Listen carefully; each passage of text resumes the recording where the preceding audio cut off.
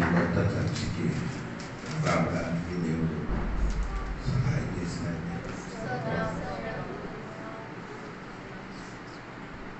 41 సంవత్సరం దేవుడు పరిచర్యలో ఉండి ఒరిస్సా ప్రాంతానికి నేను వచ్చి 35 సంవత్సరము దాటింది. అనేక సంవత్సరం నుండి ఈ చర్చ్ కోసం ప్రార్థన చేశారు. అలాగా ప్రార్థన చేసిన పర్లోకరాజ్యం చేరిపోయిన సింహాద్రి అమ్మగారు ఉంది. అలాగా నా భార్య, అలాగా చిన్నగా అక్క, వీళ్ళందరికీ దేవుడు స్మరణ ఈ చర్చ కోసము కన్నీరు గాచి ప్రార్థన చేశారు. అలాగే కొంచెం పేరులో ఉన్న అమ్మ పేరు లక్ష్మీనాథ్, ఆవిడ కూడా చాలా సమయంలో ఈ చర్చ ఎదురుకు వచ్చారు, ప్రార్థన చేశారు. కానీ వారి చూడలేకపోయింది. మనకు చూడడానికి దేవుడు ఆయుస్సు ఆరోగ్యం ఇచ్చినాడు. దేవునికి స్తోత్రం. ఆంటీ గారి చనిపోయినప్పుడు నన్ను శరీరము మోర్చని పెట్టారు. తిరిగి మనం ఉన్న ఇంటికి తీసుకొని వచ్చామని అనుకున్నప్పుడు ఆవిడ చెప్పారు, ఇక్కడే చేశాము, శరీరం తీసుకొని వెళ్ళిన తర్వాత ఇక్కడికి తీసుకొని రాకూడదు అని అమ్మికి పెట్టడానికి కొన్ని హోల్ అడిగారు, వారు ఇవ్వలేదు. దాన్ని బట్టి సమాజ స్థలం మనము అన్ని కార్యక్రమం సిద్ధపరిచారు. మీరెవరు కూడా అక్కడ చూడలేదు. వారికి అందరికీ వచ్చడానికి ఏదో ఒక ఇల్లు ఉండొచ్చు, కానీ నా భార్యకి మాత్రం దేవుడి సరిపించారు. అటు ఉంచడానికి మరణం జరిగినప్పుడు దానికి ఉంచడానికి ఒక చోట మనకు దొరకలేదు. కానీ ఇప్పుడు దేవుడు మన పిల్లలకి ఎవరికైనా ఇక్కడ ఉంచడానికి ఉన్న సదుపాయం దేవుడు చేసిన సంవత్సరంలో దేవుడు ప్రతిని చేసి నాకు భార్యకి స్థలం ఉంచడానికి స్థలం దొరకలేదనుకుంటున్నారు. అక్క చెల్లినే వచ్చింది, నీ ఇక్కడికి వచ్చిన కాబట్టి నీకు ఇలాగా తిరిగిందా, నీ నాన్న సంపాదించిన 2 ఎకరాల స్థలం నీకున్నప్పుడు నీ భార్యకి ఉంచడానికి ఒక చోట లేదురా. కానీ చెప్పినప్పుడు నాకు అర్థమైపోయింది. సరే, నిజమే, నేను రోజు శిక్షణ కాబట్టి నా భార్యకి ఉంచడానికి స్థలం లేదని అలా చెప్పినప్పుడు భయంకరమైన వేదన కలిగింది. నేను అడిగాను, దేవ ఎందుకయ్యా నేను తిరిగి వెళ్ళిపోతానయ్యా దేవుడికి చెప్పింది. కానీ వాళ్ళని ఎదిగిన దేవుడు విస్తారమైన స్థలం మనకి నేను మీటింగ్ పెట్టడానికి నేను ఒక చర్చికి వెళ్ళి అడిగారు. ఆయన ముందు ఆయన ఇస్తామని చెప్పారు. కానీ మీటింగ్ ఒకరోజు ముందుకు అడిగినప్పుడు ఇవ్వనని చెప్పారు. కానీ దేవుడు అదన్నీ ఆదరించిన దేవుడికి స్తోత్రం. నాకు చాలా దినం నుండి నా ఏసీ, నేను చిన్నగారికి ఎప్పుడు చెప్పు, చిన్న మనకి ఏసీ ఉన్నది, చర్చ కావాలరా. అవునాయి కదా,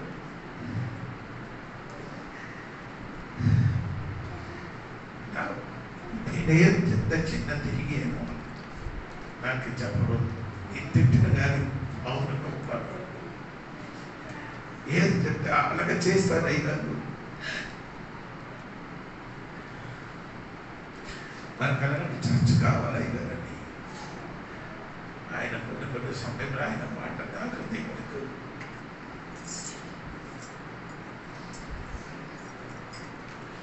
వేడి అయిన నాకు దేవుడికి ఆయన మాట కొన్ని టైం నాకు చల్లారినట్టుగా అయిపోతుంది. నేను నా కొడుకు కనిపించకుండా రాయిన కాబట్టి ఒక్కొక్క పరిస్థితి చూసినప్పుడు వెళ్ళిపోవడానికి చాలా ఇష్టం కలిగింది.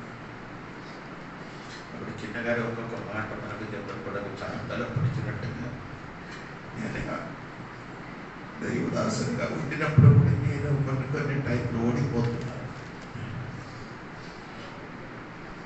భయం వస్తున్నాను. దేవునికి స్తోత్రం. ఆ టైంలో నా దేవుడు కాపాడిన విధానం ఉంది. దేవునికి స్తోత్రం. వచ్చిన వాడు అందరూ చెప్పారు మంచి చర్చ్ కట్టాడు అయ్యగారు అని చెప్పడం. ఆ మాట విన్నప్పుడు దేవాది దేవుడికి వేలాది స్తోత్రం. మన పిల్లలందరూ కష్టపడడాన్ని పేదనని చెప్పలేదు. నీకు ధనం కూడా నేను ఇచ్చారు, నీకు మించిన శక్తి కంటే ధనం ఇచ్చారు. ఇప్పుడు మనం ఈ మీటింగ్ అందరికి బోధన పెట్టడం పాస్టర్లు అందరికి పంపించడం మనకు మన పిల్లలందరూ కలిసి మనకు 48,000 ఇస్తారు. కానీ దాని మించిన ఖర్చు కాదు. 21 పాస్టర్ వచ్చారు, వేరే భువనేశ్వరం వచ్చిన పాస్టర్ వచ్చారు. వారికి అందరికీ బాగా కాணிకలు పెట్టి పంపించడానికి దేవుడు సాధించడానికి ఫోన్ చేసి ప్రజలు ఎందుకంటే మనకి ఇంత డబ్బులు ఇచ్చారని.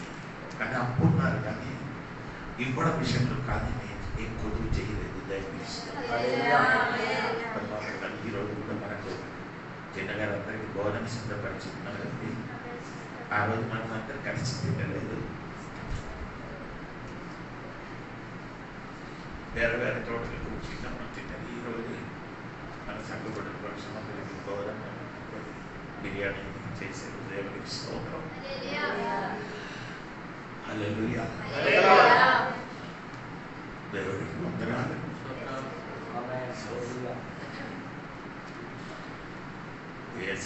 ఇక్కడ పోచినప్పుడు నాకు సంతోషం, నాకు ఆనందం కలుగుతున్నాను.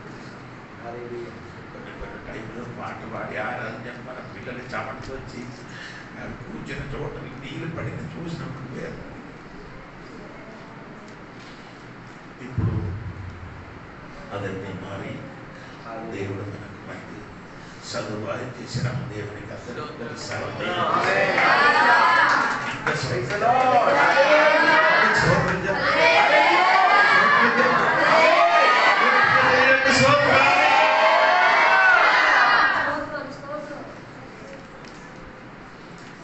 వాక్యం చెప్పాలని నాకు తెలియదు, సంతోషం ఉంది. దాని తోడుగా ఏడుపు దేవునికి స్తోత్రం కలిగిన కాక. చర్చోపనం చేయనప్పుడు మీరందరూ మనమందరూ నిలబడి ఆరాధన చేసి ప్రార్థన చేసినప్పుడు దేవుడు నాకు స్వరం వినిపించారు. ఈరోజు కొత్త చర్చ ఓపెన్ అయిందిరా, నీ భయపడరా, ఇంకా కొన్ని విషయాలు నీకు ఓపెన్ కొన్ని విషయంలో ఓపెన్ అవ్వబోతున్నారని దైవం మాట్లాడారు.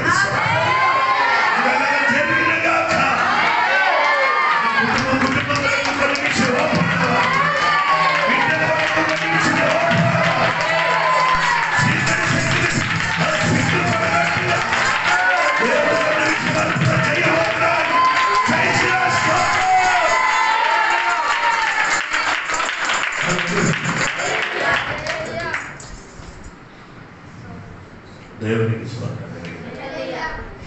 సరే అంటే వాక్యంలోనికి వెళ్తాను. అది ఈరోజు పిఐపి ఉంది, అందరూ ఎవరు పరిగెట్టి వెళ్ళకూడదండి. ఆ బోధన తిన్న సంతోషంతో మనమందరం కలిసి బోధన తిన్న తర్వాత వెళ్ళిపోవాలి. దేవునికి స్తోత్రం. దేవునికి స్తోత్రం. మీరందరూ ఈరోజు ఏం పండించినా కానీ అదని ఆపండి, అందరూ కలిసి తినేసి వెళ్ళిపోవాలి. సంతోషం. దేవునికి స్తోత్రం. సరే అండి, గలాతీ పత్రిక అంటే నేను ఈరోజు వాక్యం చెప్పాను. మొదటిగా 6వ అధ్యాయము 17వ వాక్యము చదివి, నేను యేసు యొక్క ముద్రలు నా శరీరముందు ధరించి ఉన్నాను, ఇక మీదట ఎవ్వడును నన్ను శ్రమ పెట్టవద్దు. 15 కొత్త సృష్టి పొందుటయే గాని సున్నతి పొందుటయే ఎందేమీయూ లేదు, తక్కువ ఎందేమీయూ లేదు. చెప్పండి. ఆమేన్. దేవునికి స్తోత్రం. సరిగా మీరు వాక్యంలోనికి రండి. దేవునికి స్తోత్రం. ఈ అధ్యాయం మీరు చూస్తే ఆత్మీయుడు గురించి కొన్ని విషయాలు ఇక్కడ ఎవరు ఆత్మీయుడు అని ఈ పుస్తకంలో రాయబడింది.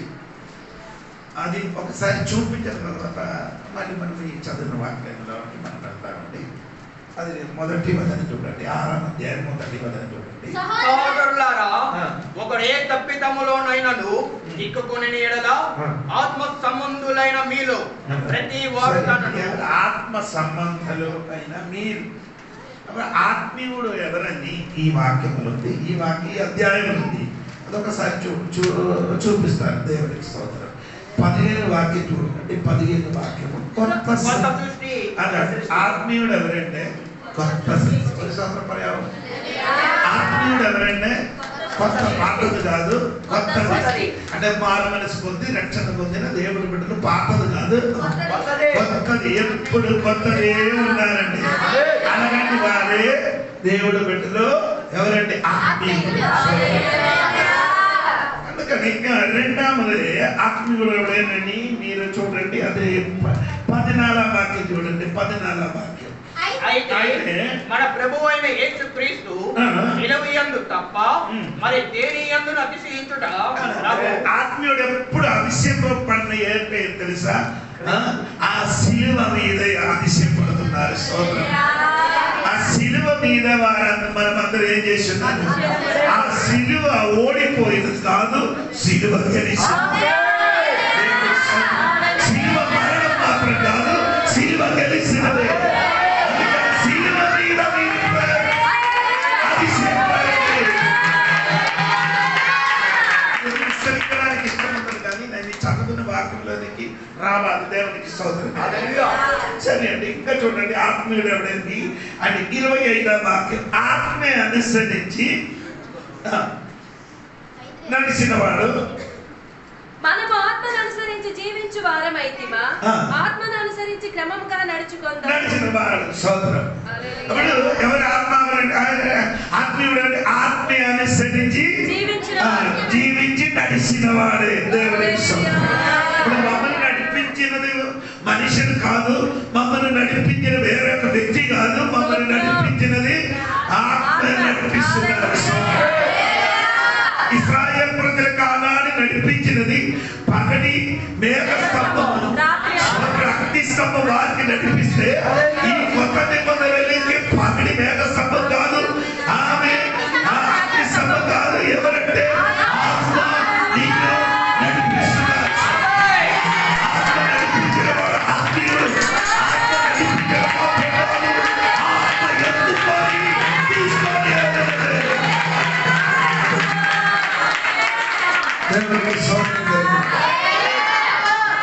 ఇంకా ఏంటంటే దేవునికి స్తోత్రం. అది 6వ అధ్యాయంలో మళ్ళీ మనము వస్తున్నారంటే 2వ వాక్యం. ఒకని భారములనొకడు భరించి అంటే ఇది ఆత్మీయుడే. ఎవరంటే తెలుసా? ఒక్కడొక్కడు భారం ఏం చేయాలి? భరించుకున్నవాడు. మన సంఘమైన బిడ్డలు విశ్వాసులు భారం ఏం చేయాలి? మోసుకోవాలి. దేవునికి స్తోత్రం. ఒంటరిగా వదలకూడదు. వచ్చినప్పుడు ఏం చేయాలి? అది కుంగిపోగా చూసినప్పుడు మమ్మల్ని కూర్చోకుండా మాటలతో చేయకొని ఏం చేయాలి?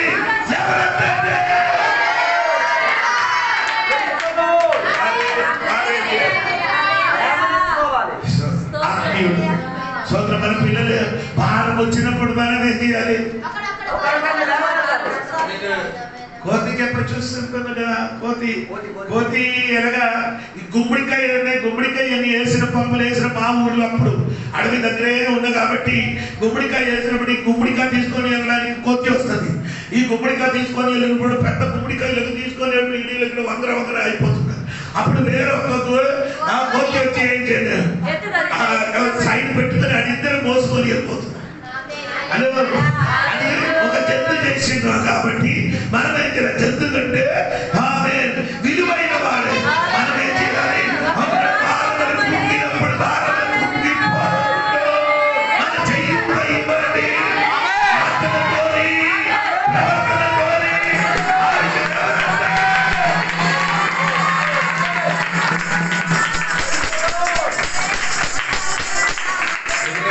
మాట చాలు కొందరేమవుతుంది, చాలా రీఛార్జ్ కొందరు ఎంకరేజ్ మాట చాలు.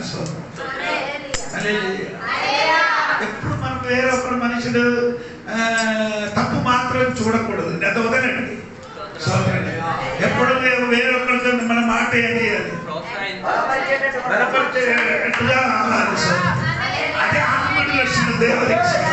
అలా చెయ్యను, అలా మాట్లాడు, చెప్పడానికి తెలుసండి. కానీ తగ్గిన సమయం నీ ఒక మాట కాదు అని సలోమోను గారు చెప్పిన తగ్గిన సమయం మాట్లాడినది బంగారు పాత్రలున్నా నమ్ముకోవాలని ఉంటాడు. బంగారు పాత్రలున్నా నమ్ముకోవాలి. చెప్పండి, తగ్గిన సమయంలో ఒక్కొక్క మాట చెప్పాలి. దేవుడికి ధనం ఉందో శక్తి ఉందో ఇదన్నో కాదు నా ఉద్దేశం. నీకు ధనం ఉందో శక్తి ఉందో ఇది కాదు నా ఉద్దేశం. అంటే నీ మాట మనకు కావాలి, నీ చూపు మనకు ఒకసారి చాలు. అలాగే అన్నది తర్వాత వస్తుంది.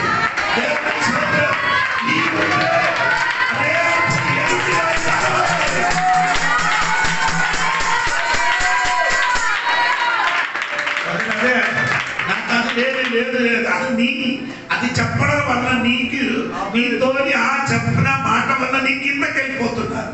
యేసై ఉన్నవాడు దరిద్రుడుగా ధనివంతుడు. ఆర్థికంగా మన చేతులు డబ్బులు అవ్వవచ్చు, కానీ మాటతోని కొందరికి ధనివంతుడు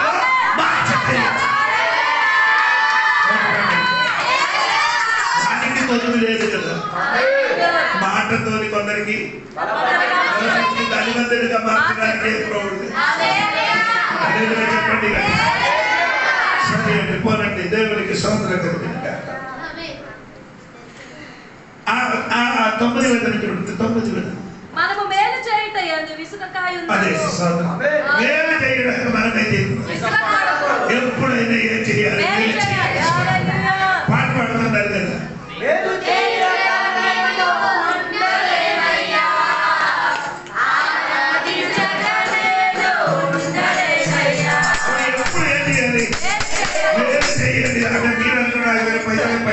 అందుకాదండి ఇంటికి వచ్చినప్పుడు గడపతి ఆరాధించండి, ఏదైనా బోధన పెట్టండి, నీళ్ళు పెట్టండి, అతకమేనండి దేవునికి స్తోత్రం.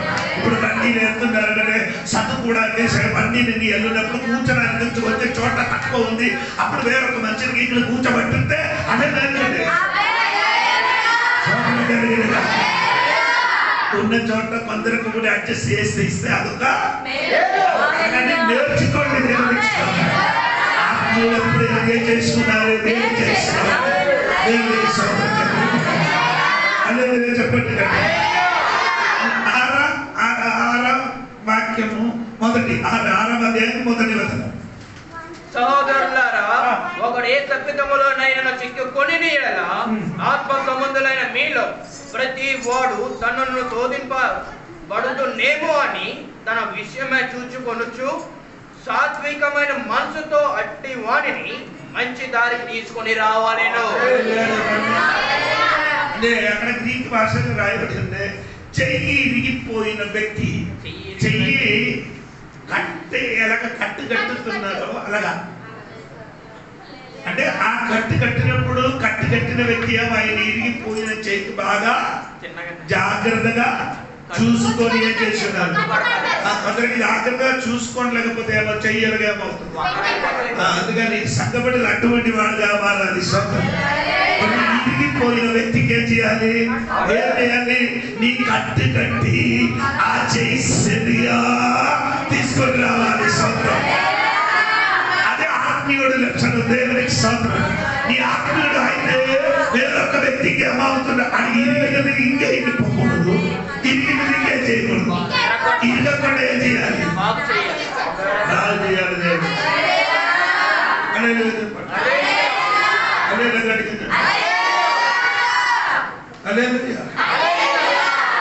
నేను ఎప్పుడు చెప్పినట్టు దేవునికి స్తోత్రం కలిగి ఎప్పుడు అదే మన మనసు నుంచి ప్రవర్తించాలి. దేవునికి స్తోత్రం. హల్లెలూయా. అది నేను మర్చిపోయినప్పుడు ఆత్మీయుడుకున్న కొన్ని గుణాలు నేను ఇక్కడ చెప్పాను. స్తోత్రం. ఇంకా 7 గుణాలు నేను చెప్పాను. స్తోత్రం. ఇంకా చూసిన వాక్యం చూడండి. 17వ వాక్యము. యేసు యొక్క ముద్రను నా శరీరమందు ధరించి ఉన్నాను. నీ తెలుగులో యేసు ఒక ముద్ర. నా బైబిల్ మలయాళం బైబిల్ ఎందుకంటే యేసు వేడి కలిగిన ముద్ర నేను మోసుకున్నానట. యేసయ్య వేసిన ముద్ర, ఆ యేసయ్య ముద్ర ఎలాగ ఉంది? వేడి కలిగిన ముద్ర అట. దేవునికి స్తోత్రం. ఆయన పైన ఒక ముద్ర రాయబడింది. అది కూడా మీరు చూడండి. పైన ఒక ముద్ర, అదే నేను చదివించాను. 17వ వాక్యం. 17వ వాక్యం.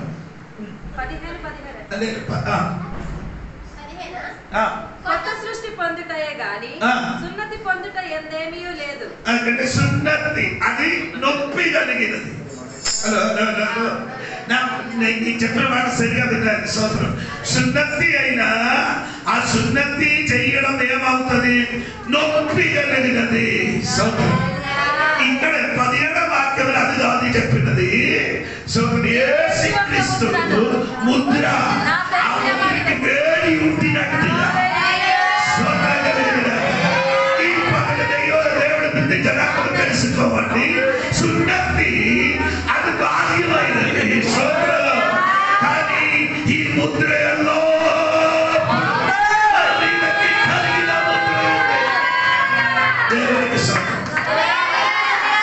అది తెలుగు ముద్ర అని రాయబడి ఇంగ్లీష్ లో వచ్చినప్పుడు అది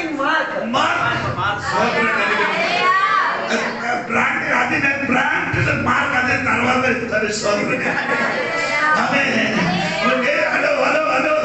దేవుడు ఆత్మీయుడు మీదకి ఏముంది? ఆత్మీయుడికి దేహంలో ఏముంది? ఎవరి ముద్ర? నా ముద్ర కాదు.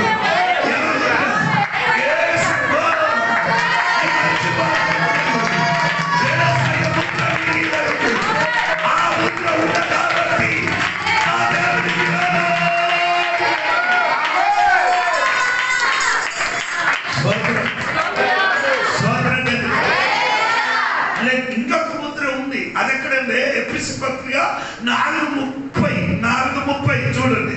చూడండి.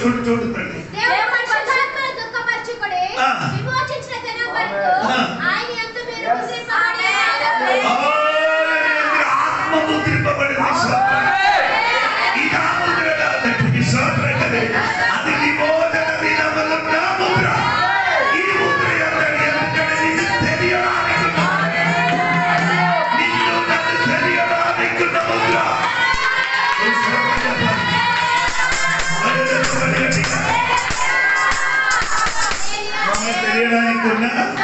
ముద్ర. సోదరులు చెయ్యి ముద్ర ఉన్న వాళ్ళకి చెయ్యి చూపించండి. చెయ్యి ఏదైనా ఖచ్చితంగా చూపించండి. ఇలాగా చెయ్యి కాదు. ఎక్కడ ఉంది చెయ్యి? ఎక్కడ ఉంది? లక్ష్మీ లక్ష్మీ మన చేతులు ఉంది. ఇంకెవరి చేతులు ఉంది? నీ చేతులు ఉంది. సోదరు ఎక్కడది? ఆ సోదరం ఎందుకని పెట్టారంటే సోదరు ఒకవేళ నీ ఎక్కడైనా అవాయం లేదని చనిపోయిన అనుకో, ఆ ముద్ర వలన నిన్ను చేసి గుర్తుపడుతుంది. అలా అయితే యేసయ్య ముద్ర నీ మీద ఉంది కాబట్టి గుర్తు పెట్టారు. అదే చెప్పాలి.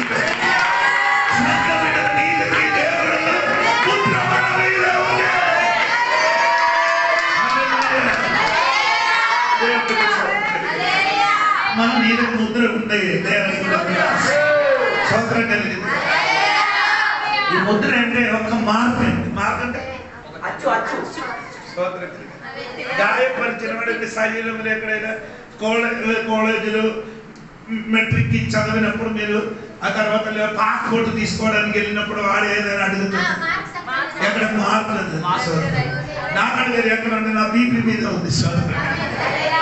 అది ఆడు చూపించామని చెప్పారు. స్తోత్రం చూపి అనగా స్తోత్రం వెనక్కు ఏముందండి? ఒక మార్పు ఉంది. దేవునికి స్తోత్రం. మనకి ఇచ్చిన మార్పు అది సూపర్. మనకిచ్చిన మార్కు సూపర్.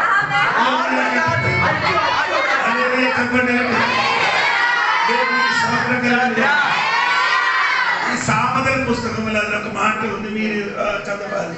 దేవునికి స్తోత్రం. సామెతల పుస్తకము అందులో ఉంది కదా, మీరు ఒకసారి దేవునికి స్తోత్రము 13వ అధ్యాయం ఒకసారి నేను కూడా చూస్తానండి.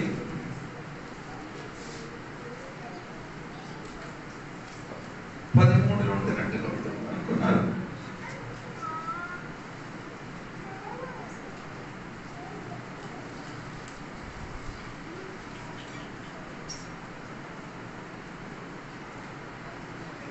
స్నేహితులను మిమ్మల్ని గాయపరిచినది అని ఒక మాట ఉంది. దేవునికి స్తోత్రం కలిగిన ఉందా? దేవుడిగా స్తోత్రం. 15 అనుకున్నా. 15, 31, 32 చూడండి. సుబుద్ధి దయను సంపాదించు, విశ్వాసఘాతకుల మార్గము కష్టము. కాదు.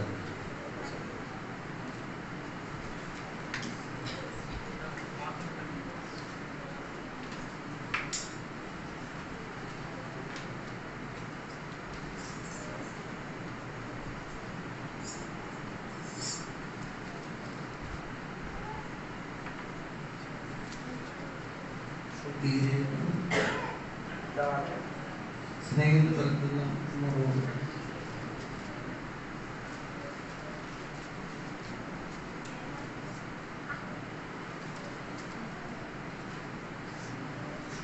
స్నేహితుల నుండి వచ్చే విశ్వాసం మాట్లాడు.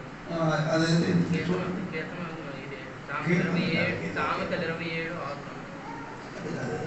స్నేహితులు మిమ్మల్ని గాయపరిచింది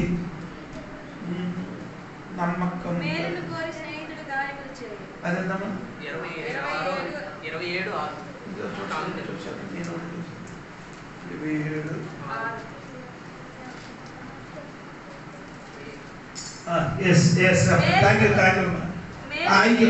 5 నుండి చదవండి. లోలోపల ప్రేమించుట కంటే బహిరంగముగా గద్దించుట మేలు. మేలును కోరి స్నేహితుడు గాయములు చేయును, పగవాడు లెక్కలేని ముద్దులు పెట్టును. అది మీరు ఇంగ్లీష్ లో ఒకసారి చదవండి. ఇంగ్లీష్ లో అదే 27 6వ వాక్యం. Faithful are those wounds of a faithful friend. అదే చూడండి, స్నేహితులు మిమ్మల్ని గాయపరచగలరు. Faithful are the wounds of the friend who correct out of love and concern. అది నమ్మకమైనది. అవును కదా? స్తోత్రం. అది తెలుగులో కింద ఉన్నది చూడండి. మేలును కోరి స్నేహితుడు గాయములు చేయడు, పగవాడు లెక్కలేని. మేలు కోరి స్నేహితుడు నిన్ను చేస్తాడు. అది నమ్మకమైనది. నీ మేలు కొరకు స్నేహితుడు నిన్ను ఏం చేస్తుంది? గాయం చేస్తాడు. అది నీ జీవితంలో ఏమంటే ఒక ఫెయిత్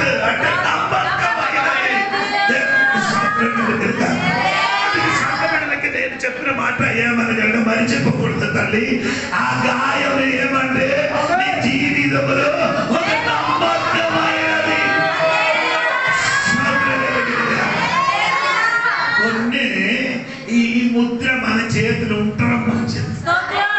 ఎందుకంటే సక్రియ 13వ అధ్యాయము 6వ వాక్యం చదవండి. సక్రియ 13వ అధ్యాయము 6వ వాక్యం చేతులకు గాయము లేవని వారు అడగగా ఏంటండి? నీ చేతులు గాయం ఏమని అడగగా వాడు ఇవి నన్ను ప్రేమించిన వారు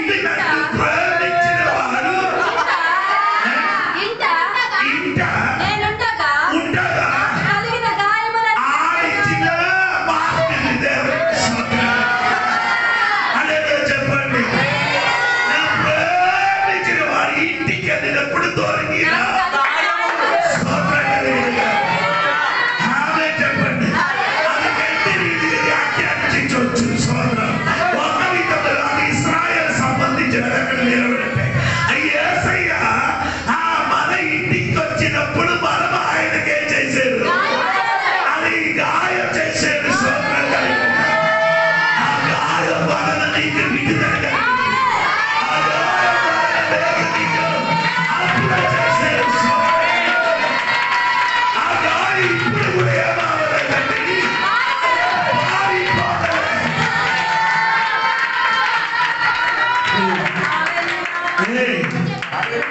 సగమా ఆ దాన్ని ఇప్పుడు కూడా ఏమవ్వలేదు,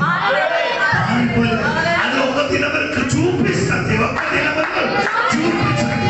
నీ కోసము నేను గాయపడింది, అది చూసిన వెంటనే నీకేమొస్తుంది, ఏడుపు వస్తుంది. హల్లెలూయా చెప్పండి.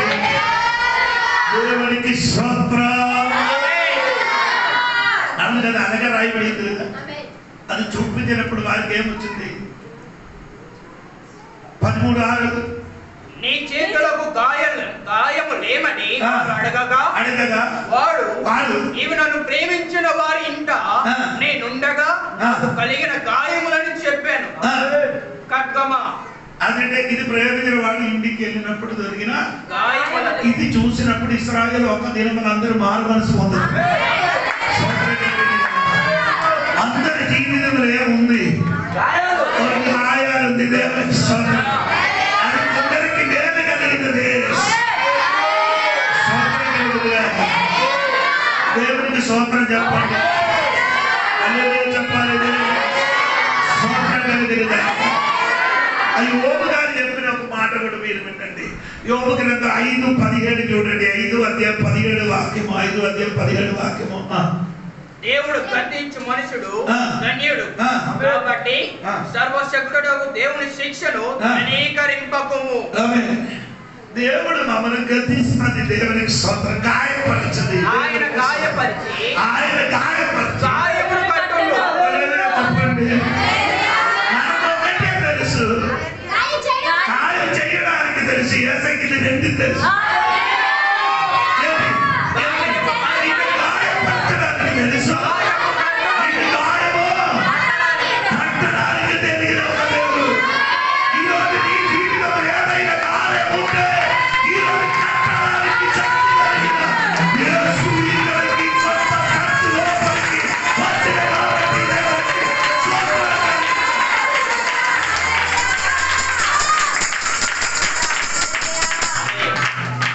వాక్యాన్ని చదివినప్పుడు నాకు సంతోషం కలిగింది. దేవుడు గాయపరుస్తున్నారు. దేవుడు అదే చేతితో మళ్ళీ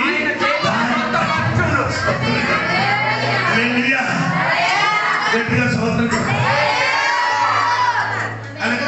అనగా దేవుడు మాత్రం కాదు, మీరు కూడా అలాగే చెయ్యాలి అండి. బైబిల్ వాక్యం ఉందా? అపోస్తలుల కార్యము 16వ అధ్యాయము 30, 31, 32 చదవండి. వారిని వెలుపలికి తీసుకొని వచ్చి అయ్యలారా రక్షణ పొందుటకు నేనేమి చేయవలెను? అందుకు వారు ప్రభువైన యేసునందు విశ్వాసం ఉంచుము, అప్పుడు నీవును నీ ఇంటి వారును రక్షణ పొందుదరని చెప్పి అతనికి అతని ఇంటిని వారందరికీ దేవుని వాక్యం బోధించిరి. అతడు దీపము తెమ్మని చెప్పే లోపలికి వచ్చి వణుకుచు పౌలును శీలను సాగిలపడి వారికి వెలుపలకు తీసుకొని వచ్చి అయ్యలారా రక్షణ పొందుటకు నేనేమి చేయవలెను? అందుకు వారు 32వ వాక్యం ఉంది కదా, 33 ఆ రాత్రి ఆ గడియలోనే వారిని తీసుకొని వచ్చి వారి గాయములు కడిగాను. హల్లెలూయా. గాయములు ఏం చేశారు? ఎవరు? జైలరు వారికి పౌలు గారికి శీలాసి గారికి ఏం చేశారు? గాయపరిచారు. నీ ఎవరికైనా గాయపరిచి ఉంటే నీ ఏం చేయాలి? ఈ రోజు అదే దేవుడు మెసేజ్. నీ గాయపరిచిన వారికి నీ ఏం చేయాలి? గాయములు కట్టండి. దేవుడు గాయపరిచినది దేవుడు కట్టితే గాయపరిచిన మాటతోని కాదండి. ఆ చైతన్య కొట్టి గాయపరిచిన పౌలు గారికి శీలాసు గారికి ఆ రాత్రి ఇంటికి తీసుకొని వెళ్ళి వారు గాయాలు కడిగి కట్టినట్టుగా ఈ రోజు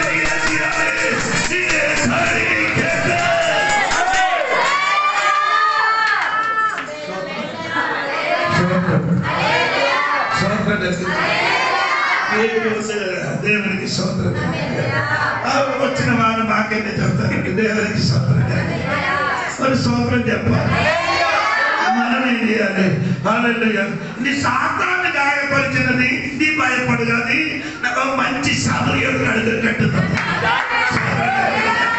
సాతాన్ని గాయపరిచినది భయపడకండి, మంచి సమర్యుడు. ఆయన పేరు నాకు తెలియదు, ఆయన ఒక సమర్యుడు తెలుసు.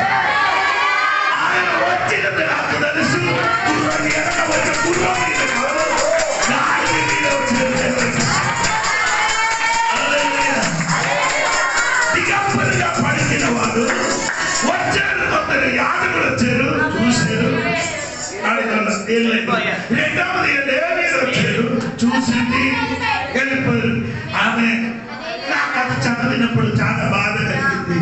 సో ఈ గాయపడి పడిన మనిషికి గాయం కట్టడానికి ఉన్న అర్హత ఉన్నవారు ఎవరండి? యాజకుడు. ఇంకెవరు? లేవీయుడు. అర్హత ఉన్నవాడు కొన్ని సమయంలో సైలెంట్ గా కూర్చున్న వేదన. నీకు అర్హత ఉంది, ఆ చెప్పిన మాటకి కరెక్ట్ సమాధానం చెప్పడం నీకు అర్హత. నీ ఏం చేస్తుంది? అది భయంకర నొప్పి కలిగింది. దేవునికి స్తోత్రం కలిగింది.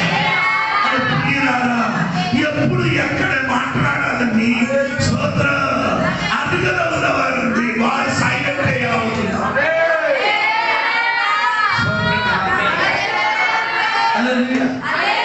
అవును కదా, మీకు అర్థం అవ్వలేదు. నీ పక్షములు ఆడు మాట్లాడడానికి ఉన్నవాడే కానీ ఆడేది అది భయంకర గాయం.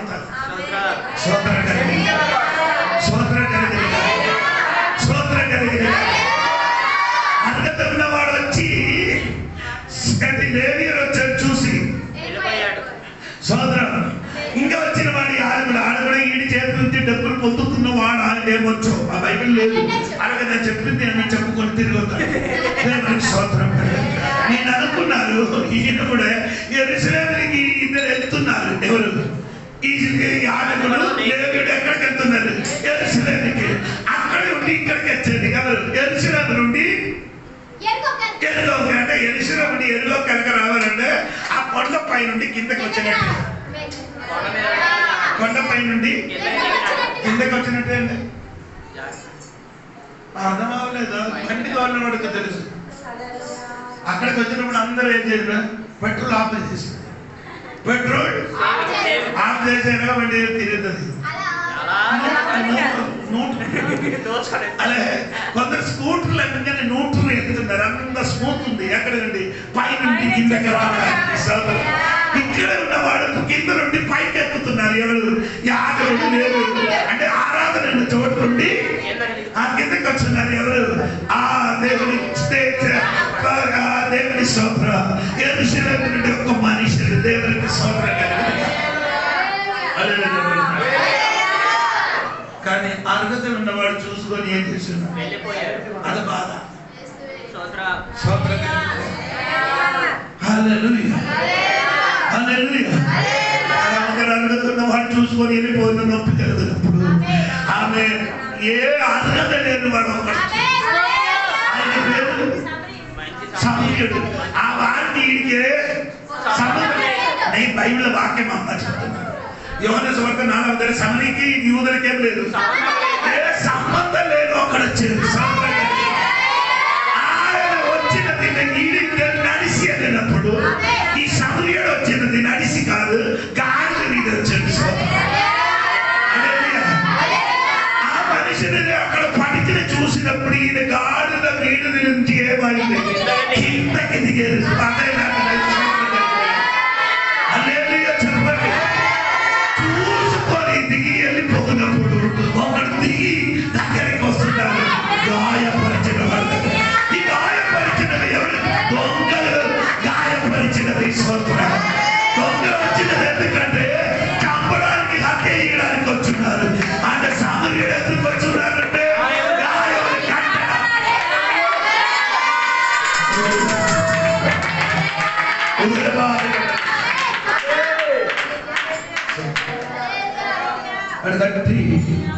కట్టి ఏం చేశాడు? ఆయన బండి మీద ఎక్కించాడు. ఎక్కడికి తీసుకొని వెళ్ళారు? సత్రం. ఎక్కడికి తీసుకొని వెళ్ళారు? సత్రం. అంత ఇదన్నీ చెయ్యడానికి అర్హతగా ఉన్నవాడు ఇద్దరు పోయింది. ఈయన ఏంటంటే అన్యుడు, ఈయనతో ఏ సంబంధం లేదు. వాడు కట్టి బండి మీద ఎక్కించి సత్రంలో తీసుకొని వెళ్ళిపోయింది. సోదరుడు అక్కడికి వెళ్ళి అతని చేతులు ఏం చేశాడు? అప్పగించి వెళ్ళిపోయాడు. ఏం చేశాడు? అప్పగించి వెళ్ళిపోయాడు. వెళ్ళిపోయినప్పుడు ఒక మాట కూడా చెప్పారు, నేను వెళ్తున్నాను, ఇతనికి నీ ఏం చేయాలి? ఖర్చ చేయాలని చెప్పుకొని ఏమిచ్చాడు? 2 కాసు ఇచ్చాడు. అదండి ఖర్చ చేయడానికి ఏది? ఇదే ఇచ్చాడు 2 కాసు. ఏది? 2 పాత నిబంధన. దాని మించిన ఏదైనా నీ ఖర్చు చేసిన అనుకో, నేను తిరిగి వచ్చినప్పుడు ఇలాంటి ఒక మంచి సమయం కాబట్టి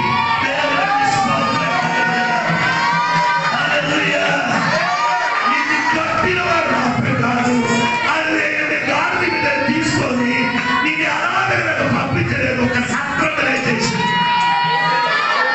ఆ సత్రం సంఘం వెళ్ళి ఆ సత్రం సంఘం లోపలికి నుంచి తీసుకొని ఇచ్చి 2 కాసు ఇచ్చి వెళ్ళిపోయారు. ఇక లోపలి కాదు, ఆ సత్రము వ్యక్తి ఈ వ్యక్తికి బాగా చేయాలి. చెప్పాలి.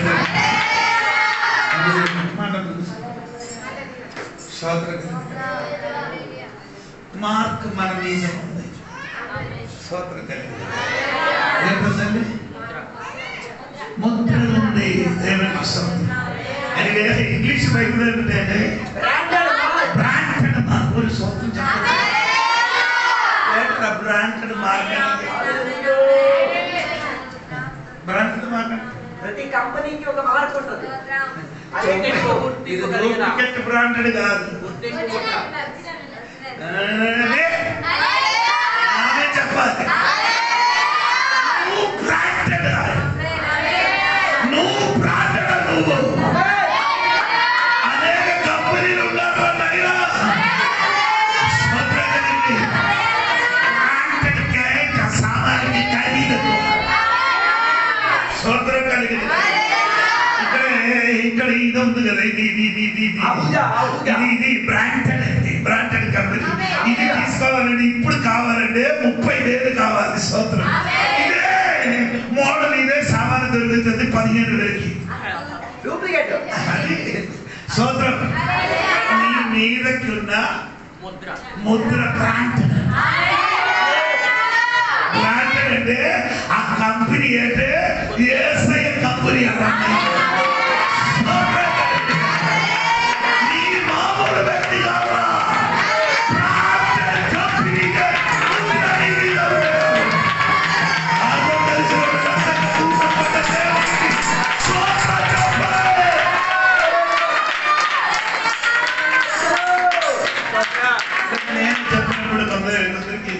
ఈ బ్రాండెడ్ కంపెనీ గురించి తెలిసి మాత్రము అర్థమవుతుంది.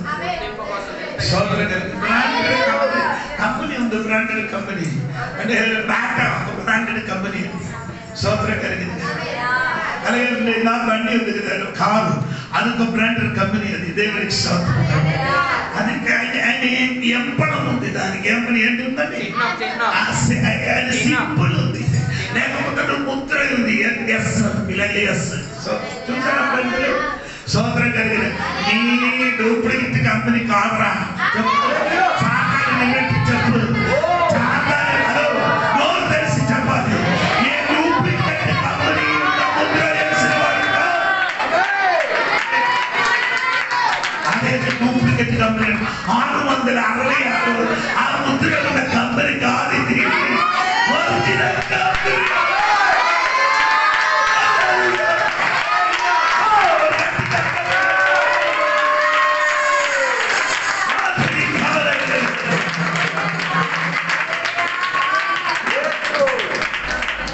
నిన్న చూసి అందరూ చెప్పినది ఈ కంపెనీ ఏంటి లేదు, మంచిది కాదు, డబ్బు లేదు కంపెనీ అని చెప్తుంది. కానీ నీ తిరిగి చెప్పు, ఇది డూప్లికేట్ కంపెనీ కాదే, బ్రాండ్ అని చెప్పు. డబ్బు కాదు ముఖ్యము, అందం కాదు ముఖ్యము, చదవ కాదు ముఖ్యము, వచ్చిన కంపెనీ ఆత్మ సంచారం జరిగినగా, ఆత్మ సంచారం జరిగినగా.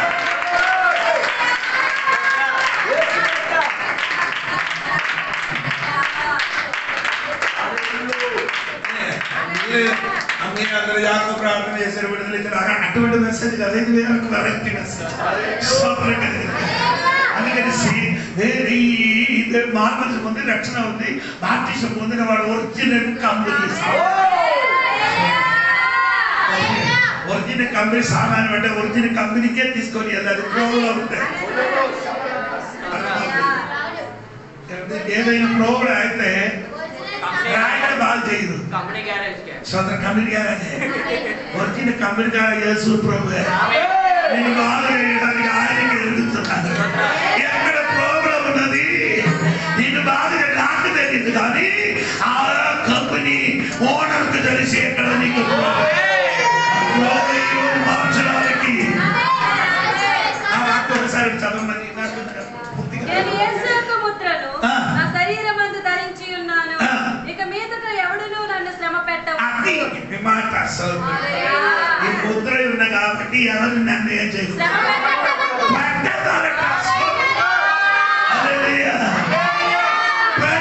ఎందుకంటే ఒరిజినల్ కంపెనీ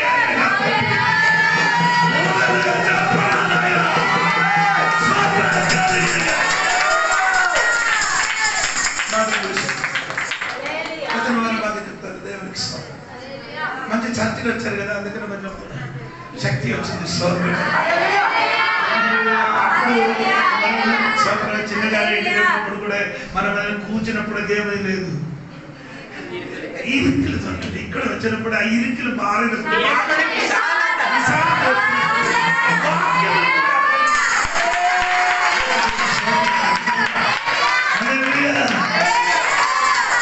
గెద్దడానికి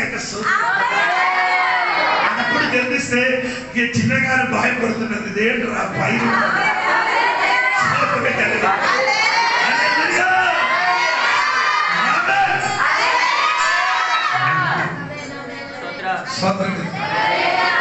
నీ ప్రార్థన స్థాయిని మారుతుంది, నీ బైబిల్ స్టడీ అవుతుంది.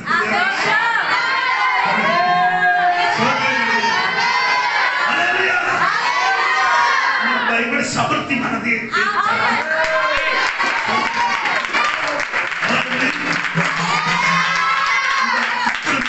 చిన్న బాయికి దాంట్లో పాస్తా తీసుకొని రండి, అది నింపి ఇంటికి తీసుకుంటాం.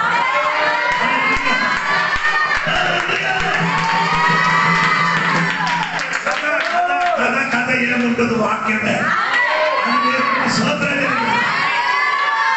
అందుకని రెడీ కాదండి. దేవుడి ప్రార్థన భయపడండి, వచ్చి ప్రార్థన వేసి పడుతూ ప్రార్థన చేయండి. దేవుడు ఇప్పుడు నెలకి 7,000 కట్టాలి, అది దేవుడు చేసినట్టు. అందరూ ఇంతవరకు చెయ్యాలంటే 7,000 కట్టడం పెద్ద విషయం.